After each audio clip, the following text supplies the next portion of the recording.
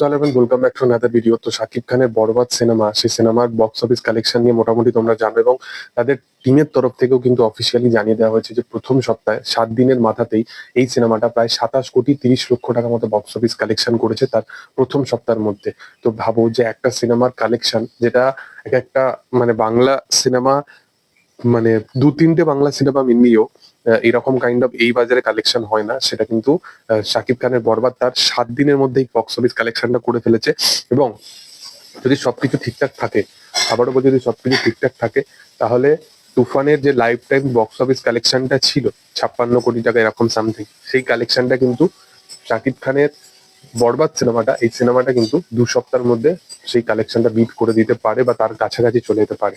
তো ভাবো যে একটা সিনেমার কালেকশন কিরকম কাইন্ড অফ বাস তার, এবং এর সবকিছু জিনিস মানে মেকার্সরা যেরকম যেরকম দাবি করেছিল, বিশেষত ভাবে নির্মাতা যিনি আছেন মেহেদী হাসান হৃদয়, সে যেরকম দাবি করেছিল যে আমি এর ভিজুয়াল লুক এন্ড ফিল খুব বেটার দেবো। এর সাথে সাথে শাকিব খানকেও সে একটা কথা দিয়েছিল যে সে যেরকম কাইন্ড অফ সিনেমা বানাচ্ছে, সেই রকম কাইন্ড অফ সিনেমা এখনো পর্যন্ত বাংলায় খুব কমই হয়েছে, এবং এই সিনেমাটা তোমার কেরিয়ারের বেস্ট সিনেমা হয়ে দাঁড়াবে। তো সেটাই হচ্ছে। এবং এর সাথে সাথে সেটাও বলেছিল যে যখন বাজেট এই সমস্ত কিছু সিনেমাটা এসে যাবে, তখন বাজেট নিয়ে বরাবর কথা বলা হবে। কারণ ওই শাকিব খান ভার্সেস যিশু সেনগুপ্ত, এই যে বিষয়টা, এই বিষয়টা নাকি যারা ছবি দেখেছে তারা বলেছে যে আরো বেটার করে দেখা যেতে পারতো, বাট যেরকম জায়গায় কাইন্ড অফ শুটিং করা হয়েছে, শুট করা হয়েছে, সেই সমস্ত জায়গায় জিনিসটাকে দেখানো মানে একটা খরচা সাপেক্ষ ব্যাপার হয়ে যায় আরেকটা দিনের স্কেডিউল বাড়ানোতে।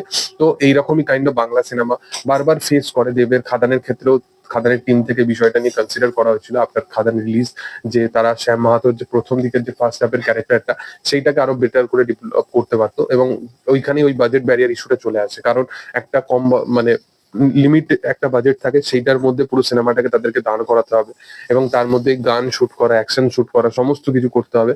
এবং তারপরে সিনেমাটা আদৌ সেই বক্স অফিস কালেকশনটা এনে দিতে পারবে কিনা, সেটা একটা বড় প্রশ্ন।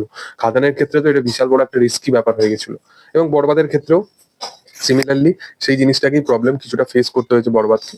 তো আগামী দিনে আর এই সমস্ত জিনিসগুলো হবে না, কারণ বরবাদের এই যে বক্স অফিস কালেকশন, এটা একটা বিশাল বড় একটা এক্সাম্পল সেট করে যাবে অন্যান্য অন্য প্রোডাকশন হাউসের জন্য। তো সেই কারণবশত মেহেদী হাসান জানিয়েছিল যে অ্যাকচুয়াল ফিজ কত কত বাজেট, সেগুলো সে জানাবে। সে শাকিব খানের যেটা ফিজও জানিয়েছে, শাকিব খান পার্সেন্টেজ হিসাবে অনেক একটা নেয়, বাট সে পার্সেন্টেজ হিসাবে না নিলেও তার যে ফিজ যেটা, সেটা 1 কোটি 20 লক্ষ টাকা মতো।